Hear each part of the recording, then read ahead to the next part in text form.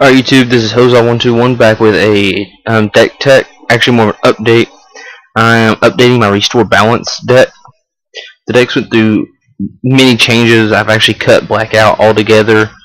So we'll go ahead and start with the cards that are pretty much the same. 4 Greater Gargadons and 4 Simian Spirit Guides. I think that's about the only thing that's like 100% the same. Now we use Thieves Fortune as a draw spell.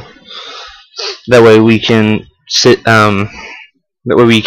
the Restore Balances back to the bottom of the deck and get our enablers to be able to cast the Restore Balance. I now play a playset of Idyllic Tutor. This allows me to search up any enchantment, put it in my hand, so it allows me to actually go down to 8 enablers instead of playing like 9, I think. And also lets me use an enchantment package that I'm getting to. Here's the enchantment package in our main deck. We have more enchantments in the sideboard we use.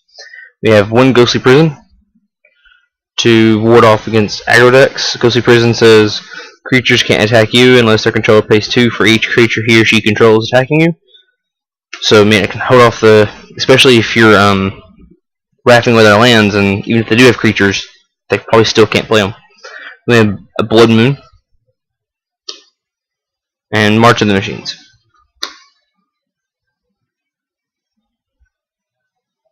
And now time for the enablers. We have the 4 traditional Violent Outbursts, just because it's instant speed. It's great.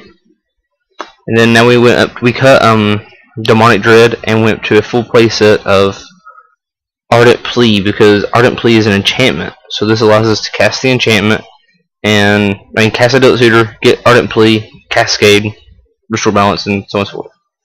Because in my testing I realized you want to restore balance as many times as possible, so I went to a playset of Restore Balance. So this way I don't have to worry about having only 3 and then being able to come back after, or drawing 2 and only being able to actually use 1 when need. I cut 1 of these Ajani, so I now have 1 Ajani in my deck and 1 Tezzeret the Seeker. Now for the mana base / border post base, we still have 4 Wildfield border post, 4 Field Mist border post, 4 Wildfire border posts, but decided to cut it down to 16 border posts. So instead of cutting out like 1 whole border post together, because both red and blue are good, I decided to go down lower on the black border post. So that way there's only 2 Banefire border posts and 2 Mistbane border posts. That way lower the black percentage. And then I went up. I cut the swamp out of the deck for 2 plains. Considering we have the Idyllic Tutor, we want to be able to draw into our white sources. 1 island, 1 mountain, 1 forest, 4 Terramorphic Expanse, and 3 Evolving Wilds. Now onto the sideboard. In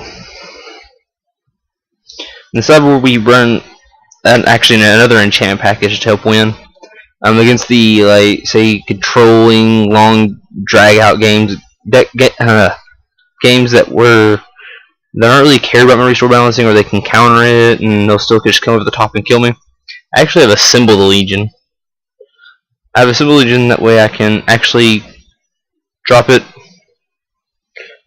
keep taking counters, keep getting creatures, and swing in.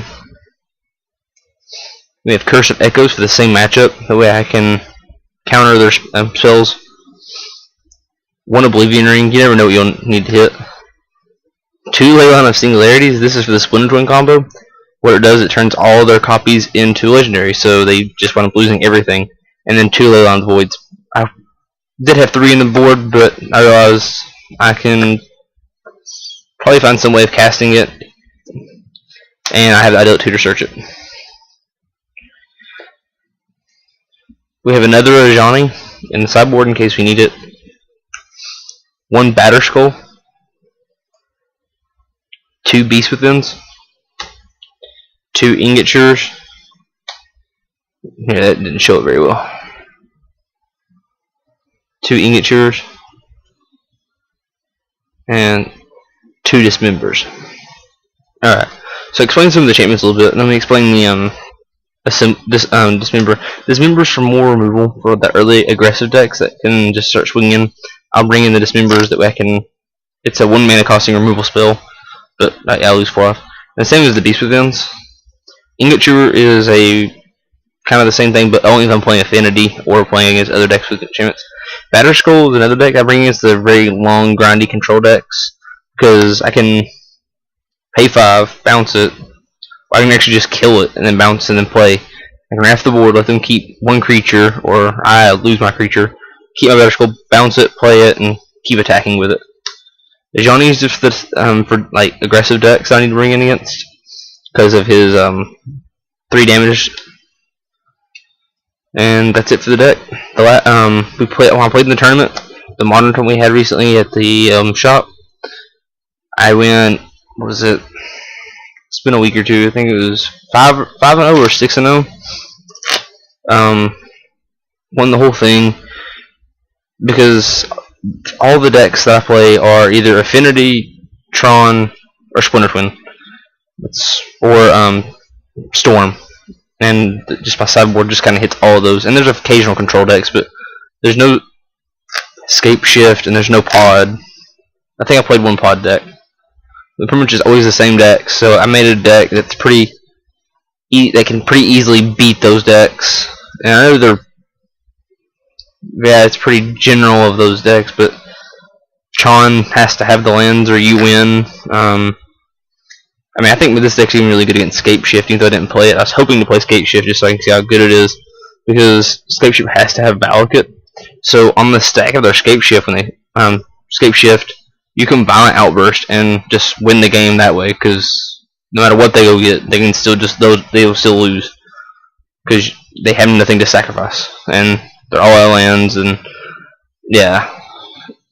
Splinter Twin was pretty easy once I have the Wheel of Singularity. And even if I didn't have the Singularity, I could just wait until they start comboing, wait until they go to attack, and then Violent Outburst. And if they were tapped out, then I just win. But that's it for the deck. It's the update version. Any questions or comments or suggestions, please leave them in the comment section. This is Jose Later.